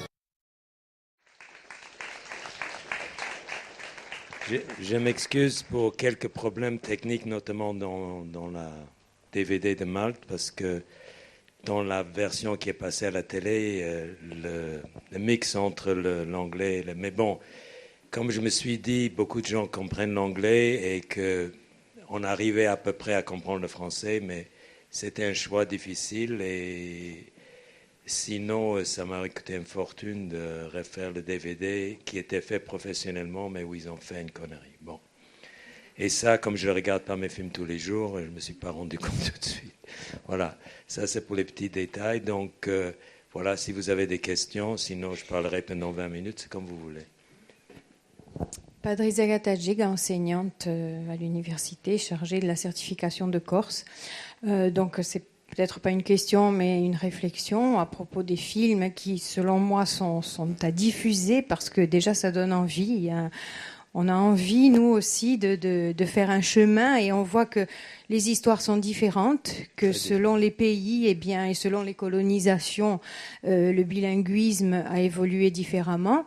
Et moi, je voulais prendre un exemple parce qu'avec mes collègues, on fait des évaluations à chaque fois pour classer les étudiants dans des groupes de niveau et on a remarqué que l'engouement, avec les années, est de plus en plus fort. Et l'engouement est fort avec des étudiants qui viennent d'ailleurs, qui viennent du continent pour certains ou des étrangers. Et notamment, quelques exemples, c'est juste pour donner de l'espoir parce que c'est important. Dernièrement, un continental qui est arrivé et qui a absolument tenu à être dans un groupe de niveau plus élevé en me disant « Écoutez, moi, je veux vraiment apprendre ». Voilà. Et un autre cas, c'est le monsieur qui est un étudiant un peu plus âgé, qui a des enfants et qui dit voilà, moi je tiens absolument à apprendre parce que mes enfants sont en classe bilingue. Voilà, donc tous les cas sont différents, mais je crois qu'on a beaucoup à espérer aussi en Corse, parce que le fait que des avancées aient eu lieu, même localement, hein, même si au niveau de la Constitution, on a encore du chemin à faire, mais je crois que dans les mentalités, il y a beaucoup de choses qui changent, et les gens aujourd'hui ont conscience que bien il est nécessaire que les enfants et que ce peuple retrouve les chemins de la langue corse. Je suis bien sûr absolument d'accord avec vous, mais pour l'histoire du colonialisme, comme c'est des films qui faisaient chacun 1 heure, bon, j'étais obligé de couper dedans. Au Pays de Galles, pourquoi l'anglais a dominé? C'est très simple, parce que le Pays de Galles était un pays de charbon. Et le charbon appartenait aux Anglais, pas aux Gallois. Donc, si vous vouliez travailler dans les mines, il fallait parler anglais. Et donc les parents, un peu comme en Corse à un moment donné, ont dit, et c'est pour ça que j'ai eu la chance de tomber sur cette fille qui raconte en raccourci toute l'histoire, les parents à un moment donné ont dit, bon, il faut parler anglais. Si tu veux travailler, il faut apprendre à parler anglais. Et c'est pour ça, et c'est très important, la question que de la co-officialité de la langue. Parce qu'une fois que la langue devient une des langues du pain, au moins nécessaire pour travailler dans la région, vous allez voir, pas seulement les Pinsout, mais tout le monde va apprendre le corse. C'est simple. C'est vraiment fondamental. Il faut vraiment... Et là, et je souligne ce qui s'est passé en Europe dernièrement, mais la bataille n'est loin d'être gagnée. Il faut vraiment maintenant que vous profitez de cette situation qui était créée par François Alphonse, de vraiment enfoncer la porte, parce que si on la rate maintenant, c'est raté. Hein. Je ne sais pas exactement, mais je sais qu'il y a 15 millions de personnes qui parlent latin, c'est quand même une langue morte. Donc il y a des critères des langues vivantes. L'école où j'ai filmé en Corse qui m'a fait le plus de plaisir, c'est à Loreto de Casinca, parce que c'est le seule école bilingue que j'ai visité moi, où pendant l'heure de récréation, question test pour la langue bilingue, pour le bilinguisme, où les enfants parlaient en corse, de préférence. De toute façon, on a toujours sa langue maternelle, sa langue préférentielle et sa langue usuelle. Généralement, pour les Français qui vivent sur le continent, c'est la même langue. Après, ça change en fonction de son cursus, de sa vie, etc. Mais c'est très important de pouvoir aller acheter une baguette en langue corse. Moi, j'ai vu quelqu'un qui parlait corse entrer dans un magasin où il y avait 2 vieilles dames qui parlaient en corse. Donc la personne leur parle en corse, ils répondent en français, Ayachu. Bon, Ayachu qui est connu pour ce genre de choses. Et ça, c'est très grave. Moi, ça fait 30 ans que je viens en Corse. Vous avez vu qu'à Malte, tout est bilingue, tout.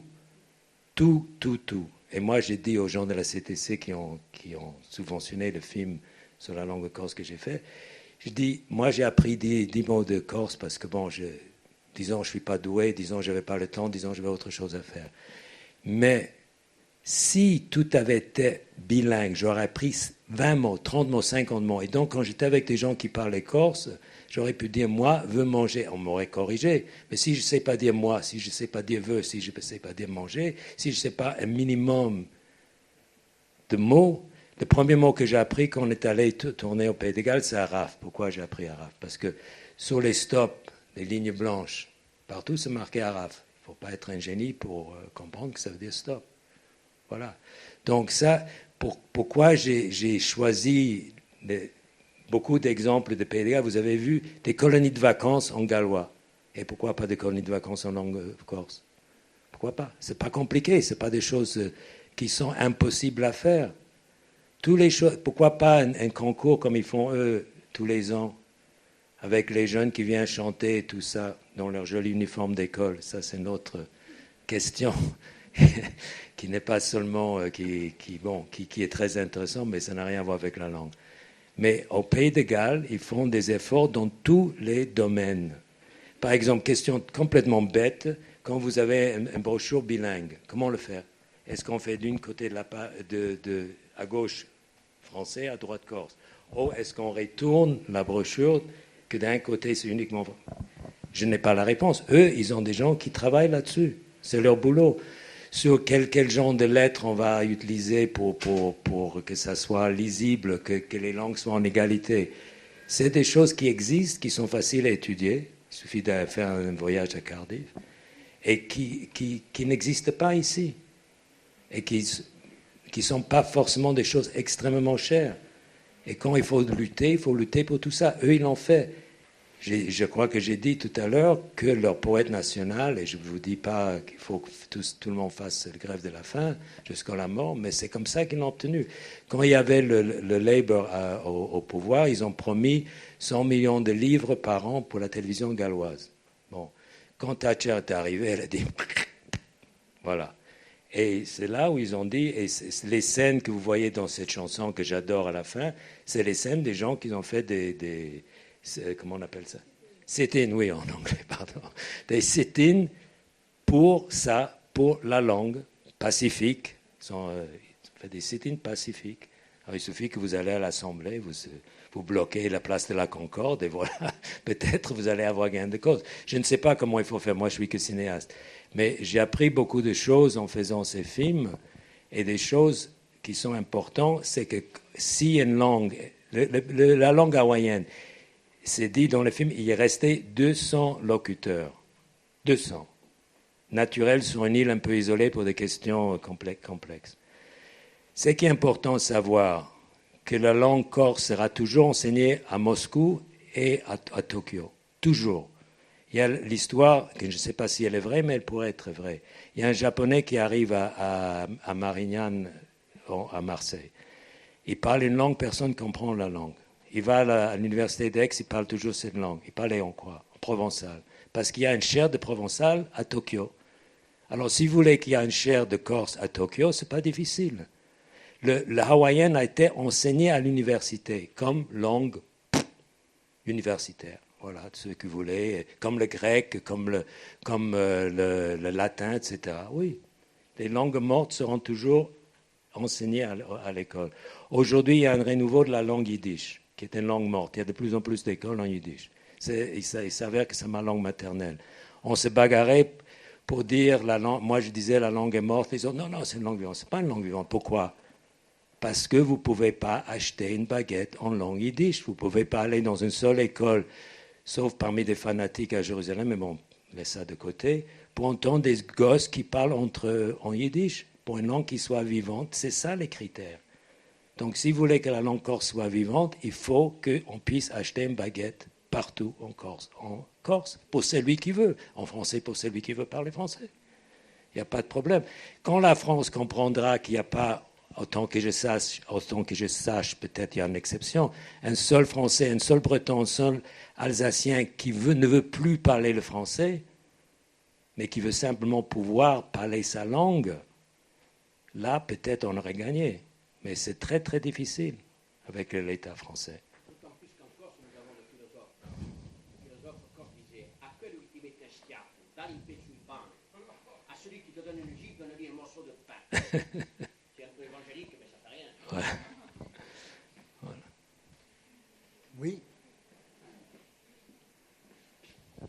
Alors moi, je pense que je suis plutôt optimiste. Je pense qu'il y a des avancées qui ont été faites ces dernières années. Absolument. Je vois, ne serait-ce que dans les villages, toutes ces classes bilingues qui ont été ouvertes. J'habite à Follet. J'ai inscrit mon petit garçon en école bilingue. Ça a eu tellement de succès qu'ils ont rouvert encore des classes de bilingues, que les personnes qui arrivent de l'extérieur, qui arrivent de France, qui arrivent d'autres régions, ont l'initiative d'inscrire leurs enfants en bilingue. Donc je pense que c'est déjà assez encourageant. Après, il y a un tas aussi d'événements, de manifestations qui sont organisés par des artistes qui enseignent le corse. Je pense à l'école de Félie, justement à Follet, qui donne des cours de chant, des initiations dès le plus jeune âge, dès l'âge de 2 ans, hein, puisque Vittorio avait 2 ans quand il a commencé les cours de chant. Et une fois par an, il organise une très grosse fête qui rassemble quand même 1 millier de personnes. Les petits chantent en Corse et les plus grands aussi. Donc on voit bien quand même qu'il y a de plus en plus d'initiatives qui sont faites dans ce sens. Et je crois que c'est quand même encourageant pour les années à venir si ça se développe comme ça, quoi. Écoutez, c'est sûr que ça s'évolue, mais bon, ça ne veut pas dire que c'est gagné, premièrement. Deuxièmement, pour revenir sur ce que vous avez dit pour les gens qui venaient du continent, par exemple, quand on a filmé à l'école à Bastia, c'est que les profs ont remarqué, c'est des petits Marocains qui étaient le plus forts parce qu'ils étaient déjà bilingues. Voilà. Donc, quand on parle de langue, facile à parler une troisième. Quand on parle trois, c'est encore plus facile à parler un quatrième, etc., etc. Mais heureusement, on n'a pas attendu en Corse pour que l'État français change d'avis. Ça, c'est important. Mais la co-officialité, c'est pas gagné. Et c'est la co-officialité, c'est le seul garantie, à mon avis, pour que la langue perdure. Parce que le reste, c'est bien, mais si on ne peut pas gagner sa vie en parlant sa langue, bon, il y a un problème. Moi, je voudrais profiter des quelques minutes qui nous restent. Il nous reste environ 10 minutes. Je voudrais demander à Sébastien Queneau, qui est directeur donc, de la division langue corse à la CTC, je voudrais lui demander de faire le point de manière comparative avec ce que nous avons vu. Mais auparavant, il me semble que l'ensemble des trois films repose sur quelque chose qui est donné comme une vérité incontestable et qui, me semble-t-il, mérite malgré tout d'être mis en discussion, c'est que le bilinguisme, c'est mieux que le monolinguisme. C'est quelque chose qui est donné, mais je suis convaincu aussi, bien entendu. Mais malgré tout, il me semble qu'il faille toujours revenir sur cette question, et en particulier à partir de notions qui sont, et d'un front conceptuel de référence, qui sont plutôt du domaine de la psychologie ou de la psycholinguistique que du domaine de ce que nous appelons la glottopolitique, c'est-à-dire la politique linguistique. C'est bien là qu'il faut peut-être progresser. Alors il y a eu un certain nombre d'interventions qui ont été faites lors de l'université Interage par des psychologues qui ont parlé du bilinguisme et en particulier du fonctionnement, disons, des zones qui sont spécialisées dans le langage, dans le cerveau humain. Mais je crois qu'il faut y revenir. Alors on ne va pas y revenir ici, mais je pense qu'il faut que pour avoir une information complète et surtout pour être persuadé par le discours très militant d'André Waxman et qui est aussi le nôtre, je crois qu'il faut revenir sur ces notions. Il faut en particulier que les étudiants se documentent, qu'ils reviennent, qu'ils posent des questions, qu'ils aient une attitude critique. Sinon, à un moment donné, on peut toujours fournir des contre-exemples de gens qui ont été perdus, et on l'a dit tout à l'heure, ce sont des cas individuels, qui ont été perdus parce qu'ils se sont égarés dans les labyrinthes du plurilinguisme. Voilà, donc c'était une mention que je voulais faire, surtout à l'intention des étudiants, et si vous le voulez bien... Je veux juste finir avec une chose. J'ai bien dit tout à l'heure que si on oublie tout le reste, économiquement, c'est important de parler la langue corse comme toutes les autres langues qui sont menacées. Mais évidemment, toute langue qui se perd, c'est une culture qui se perd et toute langue véhicule une culture. Donc évidemment, pour moi, c'est extrêmement important pour la question culturelle. Pourquoi j'ai dit ça au début, c'est que j'ai dit, bon, laissons de côté cette question-là, parce que la France est trop stupide pour la comprendre. Bon, l'autre chose qui est très importante pour moi, c'est qu'une langue pour vivre a besoin d'un terroir. Et si on ne parle plus le corse en Corse, il n'y a plus de terroir pour parler le corse. Où est-ce qu'on va le parler? À Tokyo? Même s'il y a 100 000 Japonais qui parlent le corse demain, c'est terminé. Sébastien Queneau, est-ce que tu veux nous faire le point sur réagir à ce que tu as entendu et peut-être nous informer sur tout cela, nous informer sur les actions qui sont actuellement déployées par la CTC a ce sujet? Vi ringrazio, allora prima penso che sia interessante per noi di avere un sguardo appena forestiero già nella nostra lingua, con il film che aveva bisogno di idee, perché ci mostra che la questione linguistica non è mica solo una questione corsa, ma che una dimensione più internazionale, più larga, soprattutto quando si vede il paragone con il paese d'Italia, che è difficile vedere, non è mica un'isola, sono in lotta contro l'inglese, la lingua più esperta in mondo, una lingua quantunque abbastanza facile da imparare, l'inglese, di beta o galese, un certo consonale, è assai più difficile che il corso, quando si paragoneggiano le due lingue. Dopo abbiamo un maltese, sono 400.000, questo è interessante perché sono come noi, finalmente. Allora la differenza è che è un Stato, dunque hanno più potere, ha ufficialità, basta a Budala, in Malta, alla Valletta, non hanno mica bisogno di domandare in Parigi. Allora noi, dunque, la ufficialità è stata data di maggio scorso, dunque di una misura importante. Un amico va di dire che due lingue sono pari, di scopo, di dire che le due lingue giungeranno a parità, in dell'uso, in da della popolazione, in da visibilità in carudio, l'ufficialità di una misura d'equità, d'equità tra le due lingue, di maniera a favorizzare la lingua più debole, la più minorizzata, la lingua corsa, di maniera a giungere a un livello di spanamento di nostra lingua, o manco qui, non nel nostro territorio. Dunque, di fatto di dare di più mezzi a quelli che non hanno meno. Dunque, l'ufficialità tocca a tutti i domini, l'educazione, la società, le nuove tecnologie, l'inserzione professionale, e la nostra idea è di gacciare appena la lingua dall'area culturale, perché l'è detta, dunque c'è Feli che fa giganti, ci sono gli insegnamenti bislingui, ma è troppo poco. Allora di beh, ma non basta mica. Allora di beh, che in corso abbiamo bisogno di impegni come Feli, cioè che la possono fare in fuleli, e spesso la nostra difficoltà in Corsica è che aspettiamo troppo dall'istituzione, aspettiamo troppo dalla collettività territoriale, aspettiamo troppo dallo Stato, dall'università, dalle scuole, ed è possibile in Paese Italia URDD, che è un associo che ha quasi 100 anni in Paese Italia e che si occupa di 45.000 zideli, voilà. Dunque di più che l'educazione nazionale in Corsica, è una grande istituzione, facendo giochi tutta l'annata, con i zideli, attività sportive e culturali, dunque questo affare che ci tocca fare, senza aspettare né ufficialità né altre misure, che abbiamo va. E dunque tocca a noi, tocca a voi di noi, dunque qui vede, ci sono impieghi da creare, perché quando si gioca a ballo in corso o in francese, costa la stessa affare, allora la differenza è solo la competenza linguistica, dunque non c'è mica che pensare che l'affare costa di più in lingua corsa, di una competenza di più che vi può permettere, al contrario, di avere un impiego più facile, ci sono corsi di ginnastica, mica di tutto, dunque questo si va in lingua corsa. Dunque pensate, ci domandate se può creare il vostro impiego, ed è quello che può anche va a vostra differenza, se avete un'offerta a fare, mica. Dunque in un dominio di sport, per esempio, ma c'è tutto.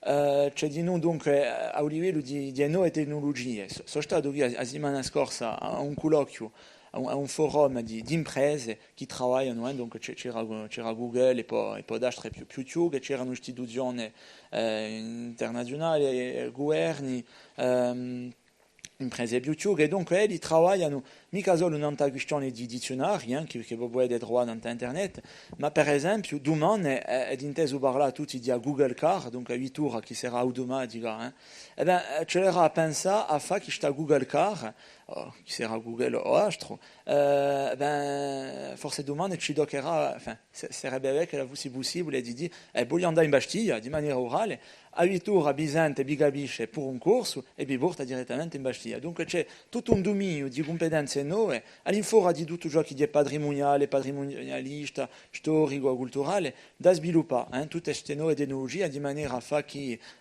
Facebook fosse in lingua corsa, Twitter fosse in lingua corsa, tutto l'ambito di nuove tecnologie di noi, che è importante perché è una lingua viva, è una lingua che domani sarà scritta in dell'ambito numerico, perché non so mica poi quanto tempo basta non ha un telefono, non ha internet, non ha l'ordinatore, ma di un tempo che è di più in più importante. Dunque, gli stessi non ha i media, dunque la collettività territoriale ha sostenuto con l'università un diploma di giornalismo bilingue, dunque sono 11, mi pare, a attaccare il 1 ottobre in da stampa, dunque la condizione era d'avere una certa cultura generale, una competenza dunque normale, leggeremo per essere giornalisti, più una competenza in lingua corsa. Dunque ci sono impieghi che questo profilo corso vunia di stessa maniera dell'insegnamento. Lo scopo di questa territoriale sarà di generalizzare l'insegnamento islingo e in più di sviluppare l'insegnamento per immersione. Vuol dire che domani per essere professore in Corsica c'era un concorso più una competenza in lingua corsa, dunque di proprio lavoro per esempio di Patrizia, di darvi una certificazione di maniera a poter validare questa competenza in lingua corsa e di domandare un impiego, per esempio nell'educazione nazionale.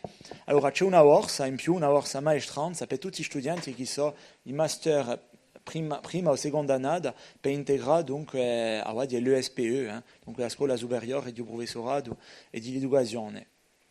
Dunque, a questa attività sostiene l'insieme di iniziative a tempo istituzionale, come quella dell'università, come quella di media per il diploma di giornalismo, corso Vonia, quelli di Lassogi. Di noi, se avete un assoggio, potete portare il vostro progetto vicino a quell'attività territoriale che vi aiuterà di sicuro. Ci sono sforzi importanti infatti di sostegno alle iniziative, come quella del centro culturale, per esempio, il centro culturale universitario. C'è di noi una diama lanciata da tutte le imprese, una diama di LADEC, l'Agenzia di Sviluppo Economico di Corsica, a voi di avere in internet. Qui ci sono misure finanziarie importanti per aiutare dunque le imprese che si impegneranno sia per la lingua corsa, facendo programmi, giochi, per esempio, per fare un logiciale in lingua corsa, può avere un aiuto abbastanza importante. O se avete un'impresa che si occupa un mica di abiture, per esempio, dell'appartamento, e se volete formare il vostro personale a lingua corsa, di stessa maniera avrete aiuti. Dunque c'è un insieme di dispositivi già che si mette in ballo di maniera a accompagnare la transizione linguistica. Si parla assai di transizione energetica, per passare all'energia rinnovabile, per la lingua di appena la stessa affare che si mette in onda, pur senza ufficialità, iniziamo di già normalizzazione della lingua, la banalizzazione, di maniera a fare che con una riunione come questa, che noi potessimo parlare o in corso o in francese di maniera libera. Dunque la ufficialità non è mica un'obbligazione, non obblighiamo di parlare in corso o in francese, ognuno è libero, ma diamo mezzi alle istituzioni e alle torri di maniera a poter parlare corso e avere di più mezzi. Dunque è soprattutto di un accompagnamento, non c'è mica avere la ufficialità come una bastonata o un'obbligazione qualunque. Dunque la ufficialità di libertà. Senza ufficialità non c'è mica libertà, posto che c'è l'obbligazione di parlare solo francese. Dunque è una misura liberale infatti di lingua, e ciò che è importante di noi, le Montese qui, spesso quando c'è qualche sia che parla in gallese, penso che dire in gallese, ma di stessa per tutte le lingue, e lingue minorizzate, c'è una stigmatizzazione sociale, vuol dire quello è un gallese, quello è un paisanone, voilà, gli stessi per il corso. E dunque ciò che noi vogliamo dire è che la ufficializzazione, la ufficialità è una misura di equità di noi, di riconoscenza, vuol dire che quello che parla il corso non sarà mica visto come un sumerone, come un paisanone, ma a ugualità con quello che può parlare il ghinese, l'inglese o il francese. È di noi una misura di difendere la diversità linguistica, perché è detta che il francese è in pericolo. L'altra volta in Berlino l'insieme di un colloquio si è fatto in inglese, di un tedesco, non così ne è parlato. Allora, che è un pericolo per la diversità, e dunque penso che difendendo, qui non c'è uno storto, come lo diceva Voltaire, chacun a coltivé son jardin, e tocca a noi, difendendo la lingua corsa, di difendere dunque questa idea di diversità linguistica, culturale o di l'ambito di noi. Dunque di lo stesso filo filosofico e politico che è diverso qui, dunque difendendo la lingua corsa non è mica andare contro il francese, e se noi abbiamo per esempio il percorso di André Waxman, che da Yiddish si è messo a parlare il francese, l'inglese, e pur penso il corso capiscerà più che un'epoca che ci stanno qui in Corsica, e se abbiamo un mio percorso personale, di il corso che mi sono sbloccato a imparare di noi l'inglese e l'italiano. Dunque, c'è mica bere il corso come una chiusura, al contrario, di una maniera, dunque, parlando due lingue, di sbloccarsi e di imparare di noi altre lingue, che saranno importanti di stessa maniera quanto è il corso per avere un lavoro e per essere felice, per campagna della vostra vita di tutti i giorni, per viaggiare, per parlare, per quando sentite una canzone alla radio, per capire le parole, per domani per tornare a cantare questa canzone, per dovrare una spiegazione in lingua corsa che vi interesserà, per capire quelli che vi parlano in corso, che scrivono affari in lingua corsa, e quella è un'apertura Donc, ecco qui, bon, sono mica, si vuoi Ci così arriva, au Faro. C'era una riunione di veschi un peu religieux, un peu évangélique. C'era un vescovo di sua voi, un iglesia, che sapeva parlare francese e inglese. Ha parlato la sua conferenza, l'ha fatta in inglese. Au Faro, a Marseille. Era così, io tu in inglese. Siamo tutti inglesi qui, ci eravamo ancora inglesi. Dieci che non ta questione di stigmatizzazione sociale, perché quello che parla in inglese, Buruodi in Francia, l'affare ad Abassa, per esempio a Orsa, l'affare si basa non in inglese, c'è niente che dice nulla. Se poi parlare di una lingua più minorizzata, più, la gente ha detto no, ma non parlate mica così. Voilà. Dunque c'è una legge tra l'identitario e il sociale, una legge che spesso è stata opposta, ma è piuttosto un sbaglio. Un'altra affare, non ti sta mai di sempre qui, in scuole bilingue, Uva tu di limita l'offerta di scuole bilingue e l'emoista non è mica solo un corsica, ma in tutto il mondo i risultati di bilingue, i risultati scolari sono più buoni. Perché c'è una ginnastica, perché ne vanno di più. È come un sportivo, quello che da gore 2 chilometri a settimana, adesso è meno buono che quello che ne fa 10. Dunque è la stessa fare. E fino a ora, quando l'offerta di scuole bilingue era yoga, era boga, sono piuttosto i idee di famiglie più favorizzate che hanno avuto questa opportunità. Ora, questa misura di ufficializzazione, di generalizzazione dell'insegnamento di lingue e di lingua, di una maniera anche qui di sviluppare l'equità tra l'insieme di idee, dunque di una misura che noi possiamo dire repubblicana. Dunque, soppone certe volte i concetti di repubblica, ma a repubblica monolingua non esiste che in Francia. In tutti i paesi ci sono repubbliche, ci sono monarchie, poco preme, ma c'è una monarchia in Spagna che è multiculturale, plurilingua, e la stessa, per esempio, in Paese Italia o in Astro. E dunque, il nostro scopo è veramente di generalizzare, allora di un affare considerato a dire compiere qui, mica in 2 anni, ma in 20, in 30 anni, forse anche in più, ma non c'è mica aspettare 30 anni, dunque c'è la principia a ora, che è forse mica troppo tardi, ma di ora. Voilà.